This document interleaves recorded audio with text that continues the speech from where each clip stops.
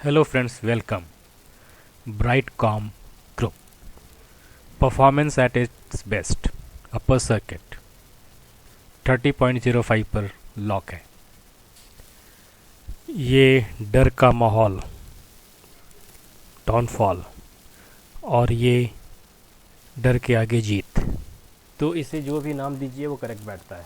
ऐसा शेयर ये जब ये ऊपर गया तो 3 रुपये से 122 प्लस गया, जब नीचे आया तो 122 प्लस से 10 रुपये तक आया। काफ़ी अप्स एंड डाउन्स दिखाया है इसने निवेशकों को।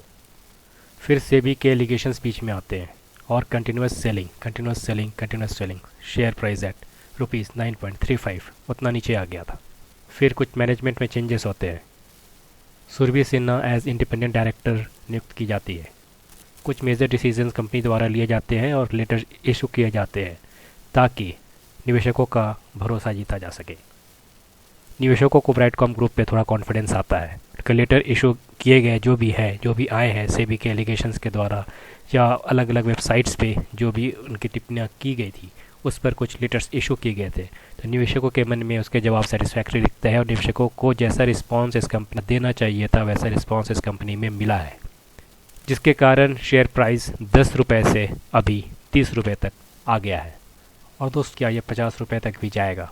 तो ऐसे ही नहीं इसको लिखा जा सकता या कहा जा सकता। इसके पीछे कुछ इंपॉर्टेंट डेटा होते हैं जिसको एनालाइज करना बहुत ज़रूरी होती है। सिर्फ डेटा ही नहीं, कंपनी के अपने काम को भी देखना पड़ता है, उसका बिजनेस मॉडल को देखना पड़ता है, उनके ग्रोथ प्रोस्पेक्ट्स को देखना पड़ता है, उनके कैलिबर को देखना पड़ता है, किस तरफ से वो काम कर रही है उसको भी देखना पड़ता है, मैनेजमेंट किस तरह के डिसीजंस ले रही है, निवेशकों का कॉन्फिडेंस किस तरह से वो जीतना चाहती है और आगे कैसे बढ़ना चाहती है, बिजनेस को एक्सपैंड कैसे करना चाहती है, उसको भी देखना पड़ता है।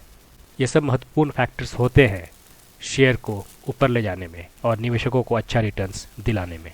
और दोस्तों ये 30 से 40 रुपीज़ का जो लेवल है, ये सस्टेनेंस लेवल जो इसका हम देख रहे हैं, जब ये 3 रुपये से 120 प्लस गया था और वहाँ से गिरकर फिर जब ये 10 रुपये के भी नीचे आया था, तो जो मैक्सिमम टाइम इस शेयर ने जिस लेवल पे दिखाया है वो 30 से 40 के बीच का ही लेवल है। इसमें कुछ इंपॉर्टेंट लेवल आ जाते हैं जैसे 32, 33, 34, 35, इस तरह के लेवल इसमें शॉर्ट में मिल जाएंगे, मगर 30 से 40 के बीच में अगर कुल एवरेज राउंड अबाउट करके ही देखा जाए तो एक 34 रुपये का इम्पॉर्टेंट लेवल देखने को मिलता है जहां पर इसने मैक्सिमम टाइम बिताया है। तो ये सब देखते हुए कह सकते हैं कि ये शेयर को 34 रुपये का लेवल जल्दी ही टच करना चाहिए और अगर प्रॉफिट बुकिंग ज़्यादा नहीं हुई तो इसको 50 रुपये का लेवल भी बहुत जल्दी दिखाना चाहिए। मगर ऐसा नहीं है कि ये तुरंत ही 50 पे पहुंच जाएगा। अगर प्रॉफिट बुकिंग बीच में होती है तो ये डाउनफॉल भी हो सकता है और इसलिए निवेशकों को अपने हिसाब से अपने रिस्क पर अपने एनालिसिस से ही निवेश करने के लिए सोचना चाहिए। थोड़े थोड़े मात्रा में निवेश कर सकते हैं मगर ज़्यादा अमाउंट अभी लगाने की मैं सलाह नहीं देता हूँ, क्योंकि रिवर्सल कभी भी इसमें देखने को मिल सकता है, जैसा इसने पहले भी दिखाया है। रिवर्सल इस शेयर में होता रहता है। और ये जो 50 रुपये का लेवल है मैं यूँ ही नहीं कह रहा हूँ। अगर न्यूज़ में देखें इसके टारगेट प्राइस को लेकर तो अलग अलग वेबसाइट क्या कहती है। एक मुनाफासूत्रा.com है, इसकी माने तो Brightcom share price target 2024 can be seen around 50 to 55, मने 2024 तक इसका लेवल 50 से 55 तक आ सकता है। एक दूसरे वेबसाइट की देखें तो ग्लोबल शेयर टारगेट.com ये कहते हैं कि 2025 के एंड तक, मैंने दिसंबर 2025 तक इसका शेयर प्राइस 64.94 दिया है। तो अलग अलग टारगेट अलग अलग वेबसाइट्स द्वारा दिए जा रहे हैं, इसलिए हम कह सकते हैं कि इसका बहुत ही महत्वपूर्ण टारगेट जो है वो 50 रुपीज़ का है।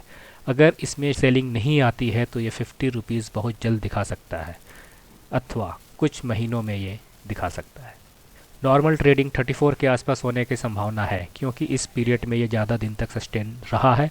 इस लेवल पर कुछ दिनों तक ट्रेड भी कर सकता है। कुछ लोगों को अभी भी बहुत अच्छी प्रॉफिट हो रही है, जिन्होंने नीचे बाई किया होगा उनको अच्छी प्रॉफिट दिख रही होंगी। मैक्सिमम लोग यहाँ पे ट्रेडिंग किए हैं 30-40 के लेवल के बीच में, तो मैक्सिमम लोगों का एवरेज भी इसी के आसपास रहना चाहिए या इससे ऊपर लेना चाहिए। कुछ लोग ऊपर फंसे होंगे तो उनका जो एवरेज प्राइस होगा बिल्कुल 40 या उससे भी ऊपर हो सकता है। तो इस शेयर में ऐसा कुछ घबराने की चीज़ देखने को अभी नहीं दिख रही है, क्योंकि जिस तरह का कॉन्फिडेंस इन्वेस्टर्स ने इसमें दिखाया है, जिस तरह के रिपोर्ट या लेटर्स मैनेजमेंट द्वारा इशू किए गए हैं, ये शेयर ऊपर जाने की ताकत रखता है, ऐसा मैं अनुमान लगा सकता हूँ। मगर ये वीडियो में सिर्फ मैं अनुमान ही लगा सकता हूँ। स्टॉक मार्केट है, ये अप भी जा सकता है, डाउन भी हो सकता है, इसलिए ये कोई शेयर को परचेज़, सेल या होल्ड करने की सलाह नहीं है। ये सिर्फ लर्निंग पर्पज़ के लिए है। This video is only for learning and educational purpose. अपने फाइनेंशियल एडवाइज़र की मदद से ही निवेश करें। Thanks for watching, please subscribe. Thank you.